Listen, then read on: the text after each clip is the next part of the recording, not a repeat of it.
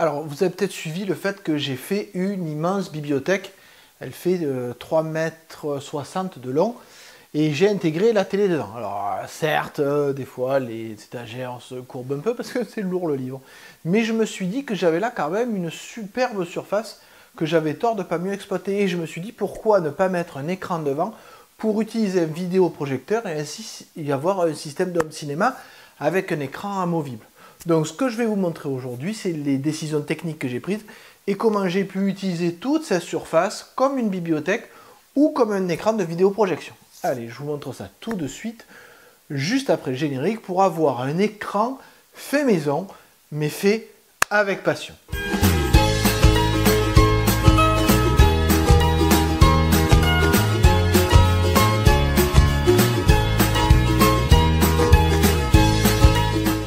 Alors première étape, vu que je vais mettre un écran par devant cette bibliothèque, il va falloir que je fasse en sorte que dans tout ce qui est rangé, il n'y ait rien qui dépasse.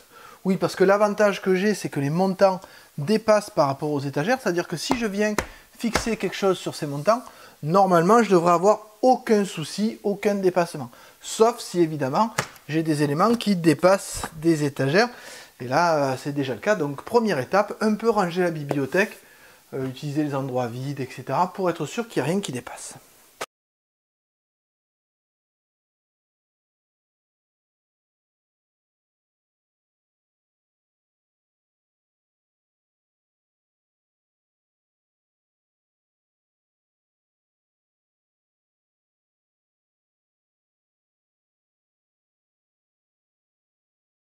Alors maintenant que ce rangement est fait, enfin en tout cas rangement, ce décalage, je vous montre le tissu que j'ai choisi.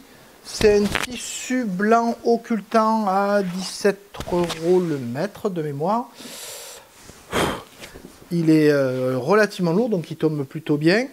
Et c'est un rouleau de 3 mètres de largeur, donc comme ça fait 2,60 m de hauteur, c'est largement suffisant. J'en ai pris 4 mètres de longueur pour 3,60 m. Donc si jamais, parce que j'imagine qu'il y a des coutures, ça ira bien. Donc première étape avant de m'attaquer à ce qu'on va faire de ce tissu pour qu'il soit le mieux, on va faire déjà un petit test en fixant rapidement le tissu avec des serre-joints, en fermant et en faisant des tests avec un vidéoprojecteur. On va un peu voir ce que ça donne. Donc, on va essayer de mettre en place de façon temporaire cet écran. Bon, ça y est, donc j'ai récupéré quelques pinces et autres serre-joints. Donc je vais voir comment je peux, juste en serrant, fixer ça. Allez, c'est pas tout ça, mais déjà trouver le sens du tissu.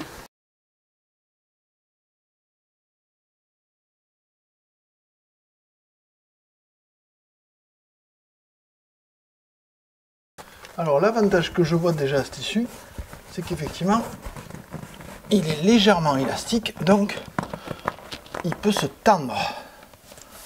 Donc s'il se tend, quand j'aurai trouvé le système de fixation, c'est-à-dire que je pourrais le tendre sur l'ensemble. Déjà, ça fait un bel écran. Si je mettais ça en fond vert, je pourrais me filmer ici. Alors on va fixer en bas.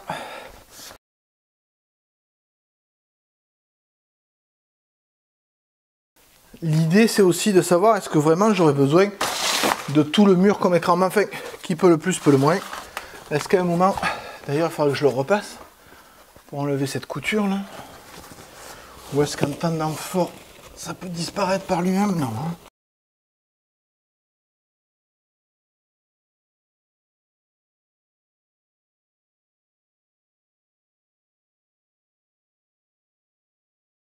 C'est pas super tendu, mais ça fait déjà une belle surface. Donc maintenant que cette première mise en place est faite, ça va quand même faire un bel écran. Je pense que je vais chercher le vidéoprojecteur que j'ai pour voir ce que ça peut donner après avoir fermé évidemment. Je sais pas ce que je vais lire comme source, mais bon, je sais même pas où je vais mettre le vidéoprojecteur. Bon, on va voir une chose à la fois, je vais peut-être le mettre là-dessus. On se retrouve pour le premier essai de vidéoprojection. Bon, en tout cas, le tissu a l'air pas mal. Voilà, j'ai mis en place ici le vidéoprojecteur sur une plateforme temporaire. Hein. On est bien d'accord qu'on est dans l'essai, hein, je ne sais pas ce que ça donne. Là, vous avez l'écran. Je vais utiliser mon téléphone comme source vidéo. J'ai évidemment fermé un peu les volets, etc. Et on va voir un peu ce que ça donne comme qualité, comme...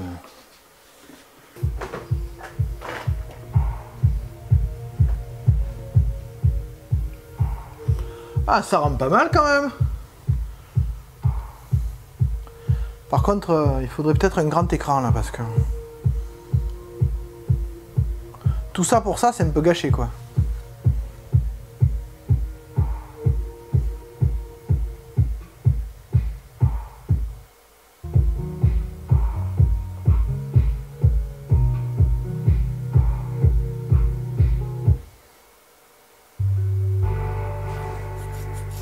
Peut-être un peu régler les couleurs aussi.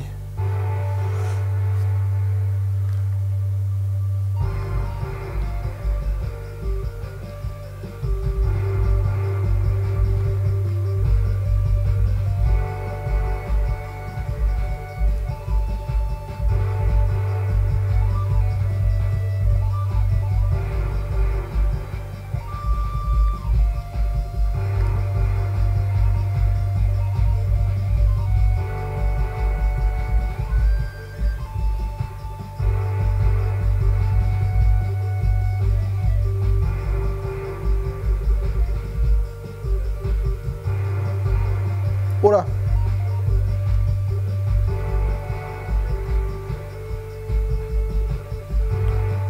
Oh, c'est difficile à lire. Hein. Bonjour. Ça n'a pas trop changé l'allemand. Ça te plaît toujours autant? Non.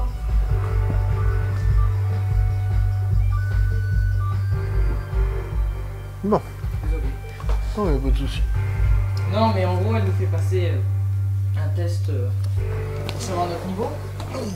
Je lis les questions. Et je comprends pas les questions. Et petit à petit. Alors, deuxième essai, cette fois avec une bande d'annonce. Un truc qui bouge un peu, on va voir ce que ça donne.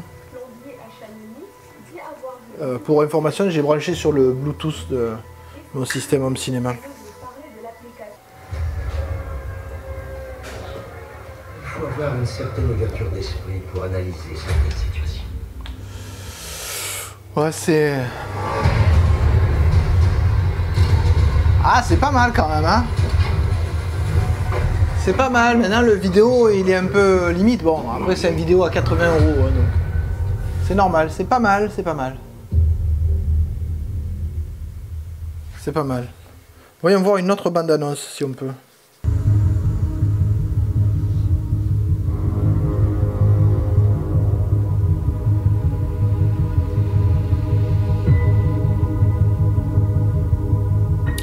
Honnêtement, je préfère l'image de ma télé, quand même.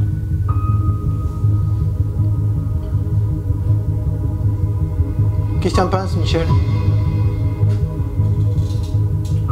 C'est pas mal, hein.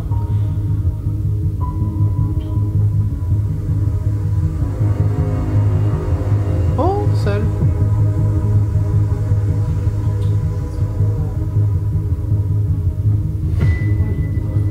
Bon, par contre, à la moindre fuite lumineuse, c'est là. Là, on voit la lumière qui passe à travers le volet, là, c'est terrible. Hein.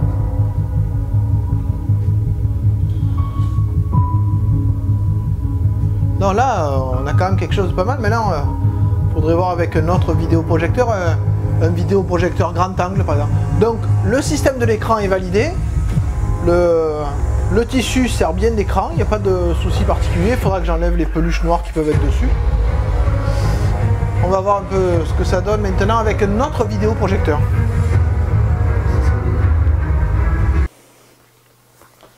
Alors, deuxième essai avec un autre vidéoprojecteur. Ça là, vous voyez un DLP.